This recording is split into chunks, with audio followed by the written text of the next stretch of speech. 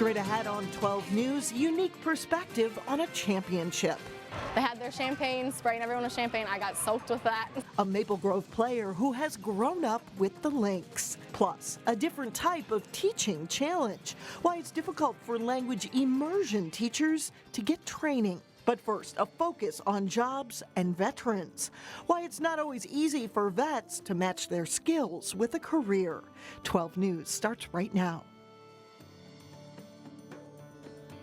Hello and thanks for joining us. There is good news and bad news today for jobs in the state. Minnesota's unemployment rate fell to 3.8% in September. That's despite a loss of 5,700 jobs.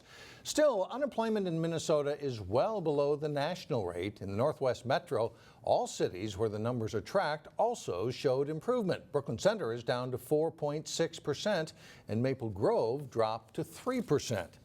The unemployment rate for veterans in Minnesota is also declining. But recruiters say more can be done to help unemployed vets find jobs. Sonia Goins has more. Tons of opportunity for growth, great benefits package. There was a huge turnout for the all-military veteran job fair at the Earl Brown Heritage Center. I'm reinventing myself right now. Doug Prees was in the Navy for 4 years. I've done aviation, hydraulics in the service. I've been a printer for the last 30 years. He's been looking for work since March, and although he has a lot of job skills, he's having a hard time finding a gig. I got out after 4 years of Navy hydraulics, pneumatics, launching aircraft off of aircraft carriers, and I didn't get the civilian license that corresponds. The unemployment rate for veterans in Minnesota is around 3.5%, which is lower than the national average. Currently, I'm active duty Navy. Daryl Thompson is a different story. He spent 20 years in the Navy, but he also has 4 degrees and is working on his PhD. I have companies now that are waiting to talk to me because I fit the upper chain, the upper management, that it's hard for them to fill. But experts say there are still obstacles facing veterans when it comes to employment. One, sometimes veterans have a hard time adjusting to civilian life, and it can be difficult for companies doing the hiring. A lot of times it's a challenge for someone who served 20 years and is a very great candidate, but the company has a hard time understanding their experience off their resume. Overall, recruiters say being in the military is a valuable skill to have on your resume. They want veteran talent. They want that work ethic that comes with someone who was trained in the military. In Brooklyn Center, Sonia Goins, 12 News.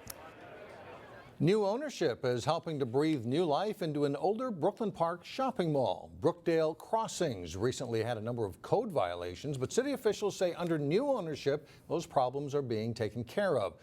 A grocery store will soon open there and become an anchor tenant. In addition, there are plans to transform part of the building into a small church. Final approval for the church goes to the city council later this month. Students across Minnesota have the day off today due to MEA, but many of their teachers are still hard at work. As Delane Cleveland reports, a conference in New Hope aims to help a group of educators with a different set of challenges than most teachers.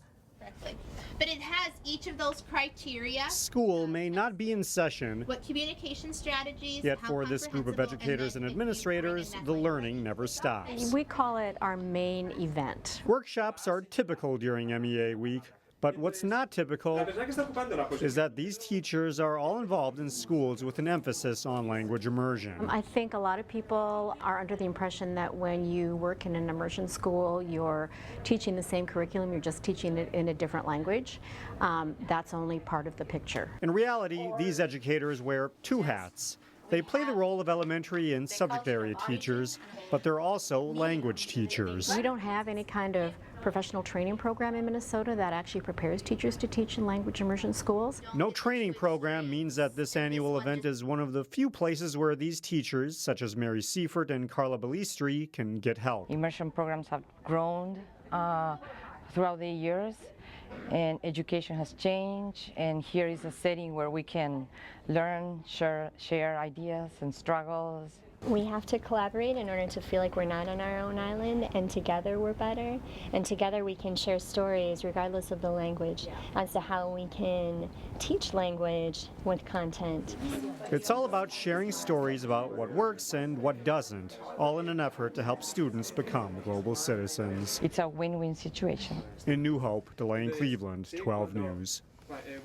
Education officials estimate there are more than 90 language immersion schools in Minnesota, and the languages taught in those schools include Spanish, French, Chinese, and German. A first-of-its-kind event aims to put new books in the hands of the youngest students. At Neal Elementary, kindergartners through second graders gathered to hear their principal read. The kids also found out they would get their own new book to take home, picked by their teacher. It's all thanks to a nonprofit called First Book that puts new books in the hands of kids in need. You know, you can never have too many books, and we've really worked really hard with the staff and with families to make sure our kids find books that interest them and that are at their reading level so that they can really enjoy being readers. The Robbinsdale Federation of Teachers helped buy the books, and the National Teachers Union doubled the effort, so each child received 2 books. In all, 800 new books were distributed. Coming up, a Maple Grove basketball player with a special link to the Lynx. Then later in sports, highlights from the opening night of playoff football for a handful of local teams. But first, it is getting chilly. Friday, we may not reach 50 degrees.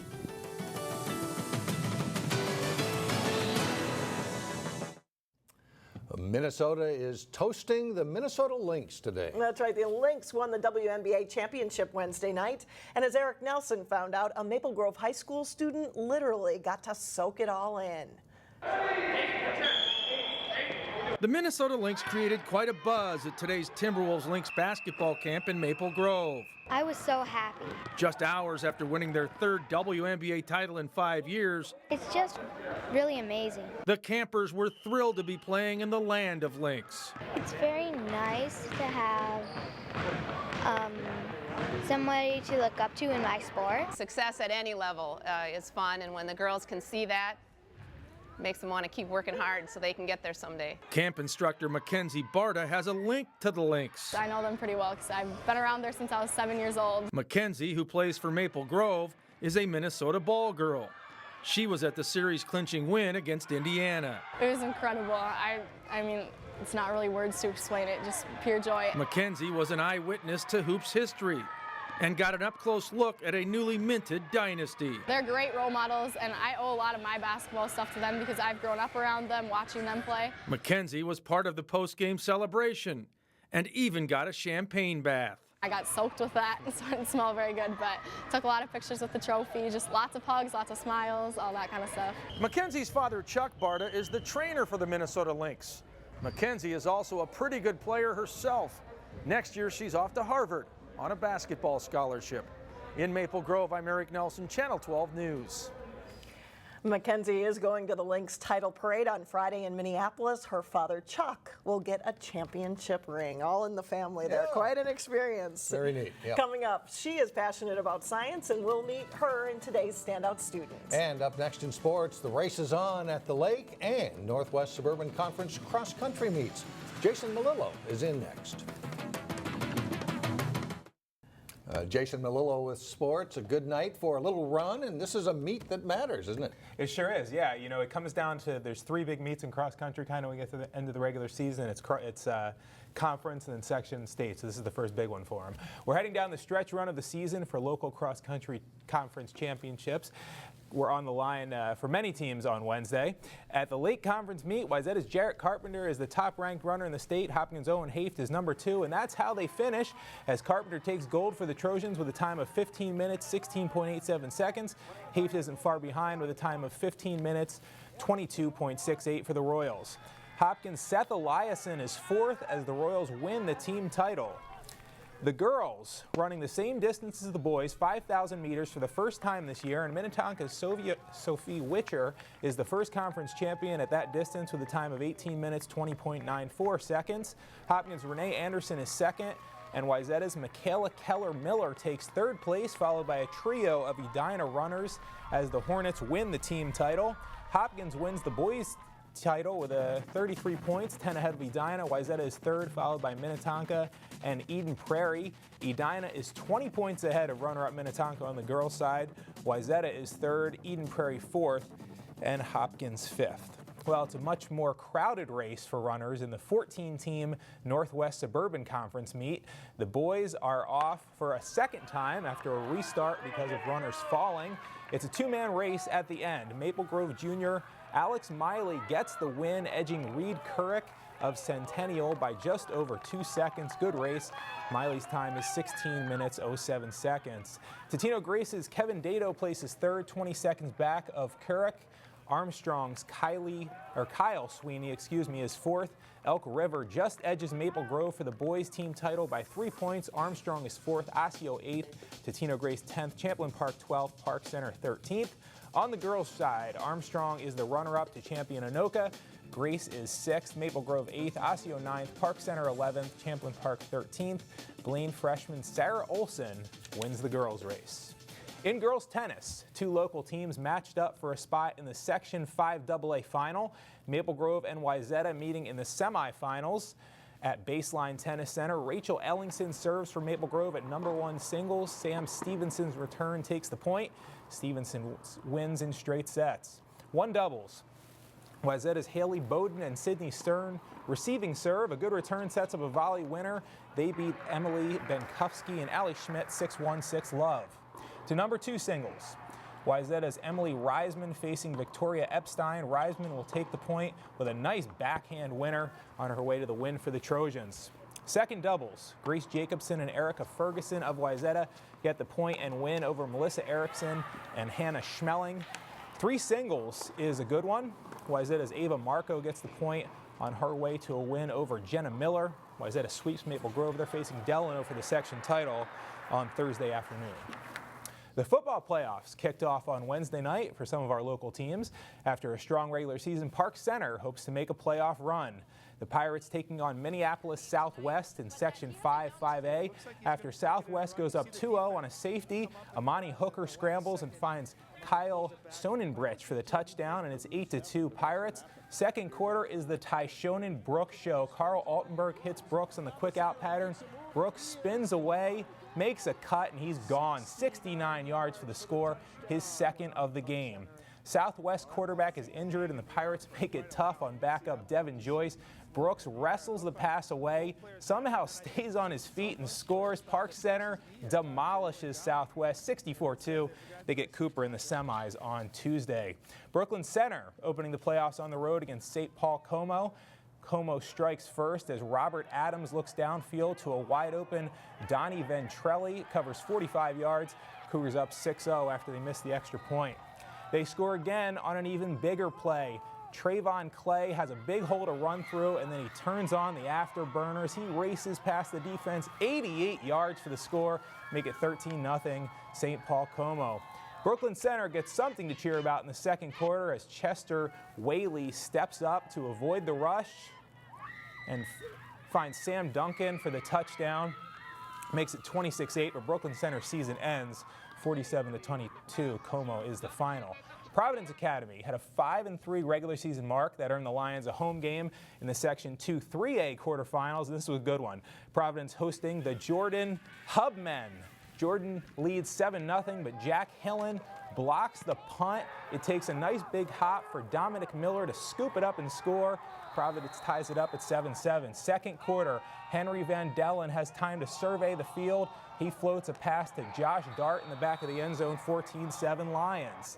Jordan comes back with trickery, a double reverse flea flicker pass to Jeff Fridges for the 42-yard gain to set up a touchdown, and it's 14-14 at the half. On 4th and 10, left-handed quarterback Zach Kess rolls right. Watch the perfect pass to Jimmy Volvrecht. The Hubmen go up 20-14. Providence ties it, and they go ahead late. Van Dellen to Drew Lair with a great catch. 2.5 minutes to play. Providence pulls it out. 27-20 is the final. That's a fun football game right there.